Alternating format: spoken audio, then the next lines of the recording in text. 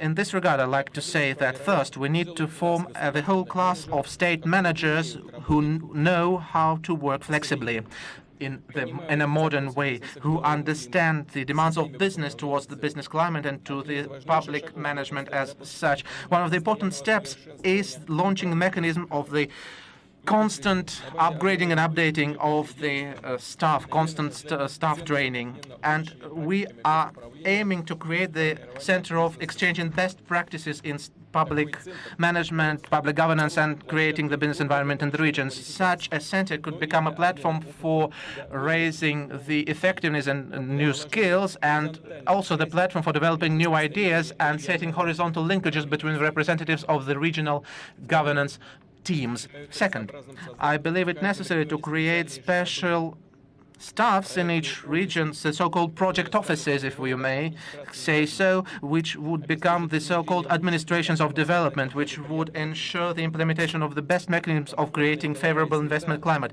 Because the comfortable business climate is, or business environment, is an important condition for creating the mass layer of non-raw SMEs. That's a real way to diversify economy and create new jobs. Our goal is to make SMEs grow and win the domestic market and develop their export potential. That is why we would connect the activities of the industry support institutions and the institution of stimulating, which stimulate export. I'm speaking about the Industry Development Fund, the Far East Development Fund, Russian Direct Investment Fund, project financing mechanisms, and also the Russian Export Center, where domestic companies will be able to receive all the range of services on supporting their products on the foreign markets. Besides, on the proposal of the business community, we are creating the cooperation to develop small and medium entrepreneurship. The business will be able to receive the necessary financial, legal, and methodological support here, including the access to public procurement and state-owned companies procurement. We are consolidating the mechanism of supporting SMEs, and we expect that this will give us good feedback and good result, will be efficient. Ladies and gentlemen, all those who want to be leading must follow leaders in business and in governance and, of course, in technologies and education. We've done a lot to strengthen the domestic R&D basis, to increase cooperation of science, education, and industry, to implement the ideas and projects into the real production.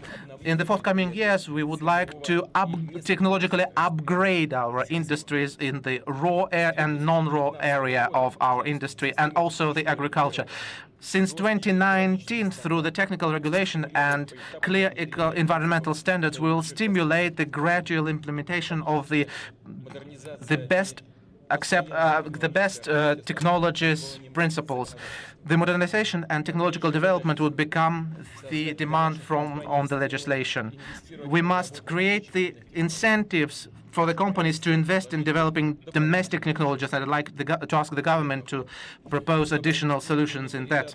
Besides, we must take stock of the existing support mechanisms to support the practical research and implement innovations, which should analyze how the benefits, including taxation benefits, are working. As far as the development institutions are concerned, they must be fully calibrated to correspond to the task of technological modernizations. We are launching projects which are aimed at ensuring strong technological basis for our companies, not only today but in future as well. Besides, the horizons of technological planning are expanding greatly.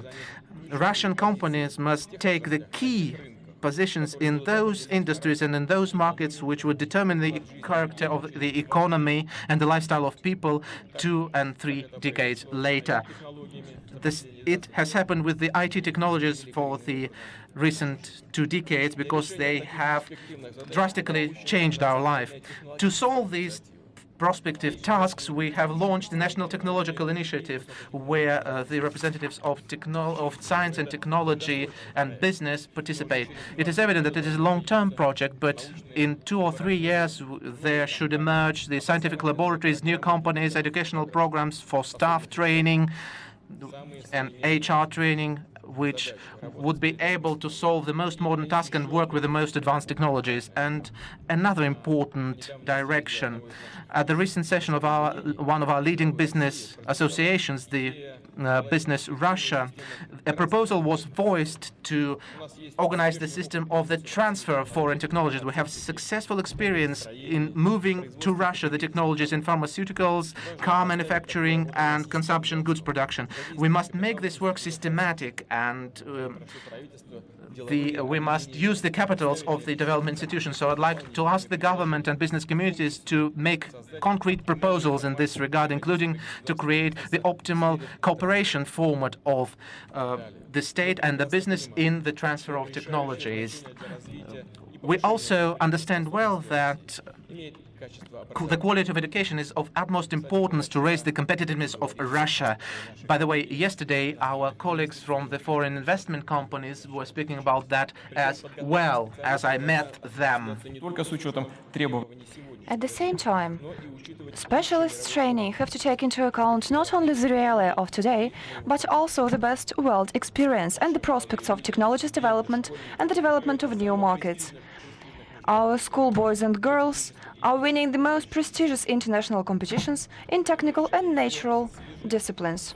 Let me just give you one example. Students of St. Petersburg Research University of Information Technologies, Mechanics and Optics have proven several times that they are undisputed leaders in the world. And this year, the university's team has proved that, again, they left behind the strongest world programming schools. They won the team school championship 6 times. Let me congratulate them on this achievement one more time. Obviously, a lot depends on university's management and on the rector.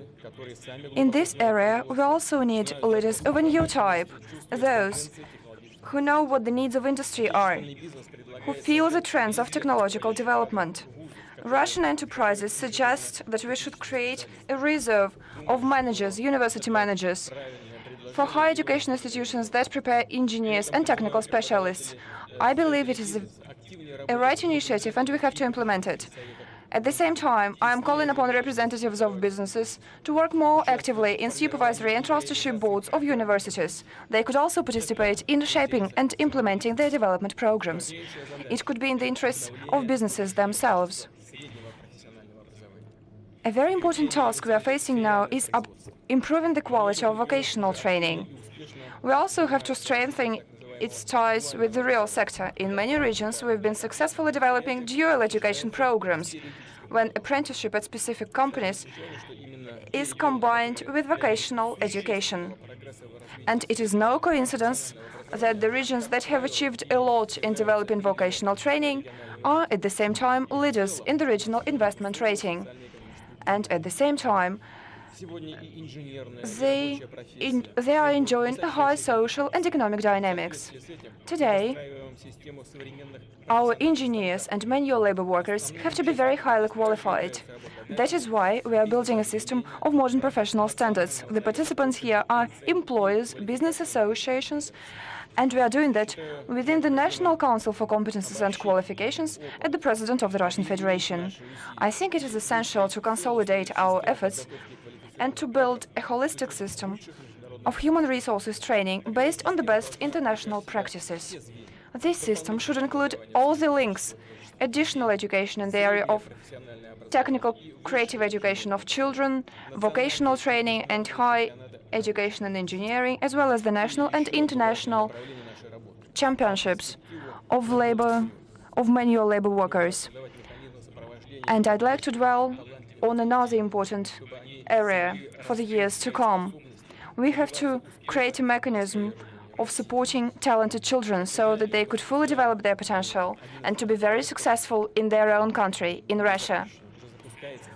We are launching a project in this area, which is a social center for school children from all the country's region.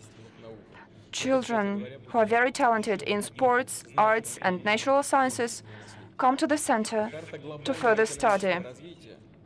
The map of the global economic development is changing very rapidly. Asia and the Pacific countries like China, Japan, South Korea, as well as ASEAN states, already account for 1/4 of the global economy. And these are the markets that will be the main powerhouse of the global consumption growth for the years to come. Given all the fluctuations that are taking place in the global economy, this trend is developing. We are working together with our partners at the Eurasian Economic Union, and we are building up our ties with Asia and the Pacific countries. We are trying to eliminate barriers in trade and investments. This year, Eurasian Economic Union has concluded its first free trade area agreement with Vietnam. Russian companies will be able to export a whole range of items with no customs fees. In May this year, we signed a joint agreement on linking Eurasian Economic Union's development and the economic union of the new Silk Road. We are expanding our cooperation with China. We are actually speaking of new approaches to interaction between the Eurasian Economic Union and China. It also implies expansion of our cooperation and implementing big infrastructural projects and easing the trade procedures. We are also trying to strengthen the cooperation among our financial institutions. Strengthening partnership with Asia and Pacific countries is a very important aspect of our work aimed at developing the Far East of Russia. We are trying to create favorable business conditions for capital movement and industry movement. Investors will get a unique chance to work at the Russian market. At the moment, at the Far East of Russia, there are territories of advanced development with a whole range of tax benefits and benefits of other kinds. We are launching a system of state support of big investment projects. At the same time, we are ready to offer even more flexible, more sophisticated mechanisms of support. Our government has already prepared a bill on building a free port of Vladivostok. This bill is going to cover all the key ports of Primorsk region, from Zarubino to Nakotka, in 13 areas. The residents of the port area will get wide benefits that will not be limited only to tax benefits. Visa regime will be eased for them, and they will also enjoy a customs-free zone. In September this year, we are going to host the first Eastern Economic Forum, where we'll dwell in details on our suggestions. Let me reiterate that we are committed to cooperation with everyone who is ready to work based on equal rights and mutual respect, with all those who is interested in implementing mutually beneficial projects. I am convinced that the trade and economic partnership with the countries of Latin America is a very promising area. Our cooperation with BRICS countries is also very important, and it will definitely facilitate the expansion of our new business contacts. I believe that the summit that we are going to host in July will further strengthen our ties. Let me reiterate that active cooperation with the new centers of global growth and development does not mean that we will attach less importance to the dialogue with our traditional Western partners. Ladies and gentlemen, Russia is open for the world. We are open for economic, scientific and humanitarian interaction. We are open for contacts with the civil society representatives and businesses from all over the world. I am sure that this dialogue is totally in our common interests. It helps us to preserve the trust that we've been enjoying, and that serves the foundation for our joint work. We are facing big tasks today. We are going to enter new markets, to develop new technologies and to implement wide-scale projects. We are joined by entrepreneurs and citizens. In our country, there are new leaders who are ready to work for Russia for its development. We are sure that we are going to be successful. Thank you.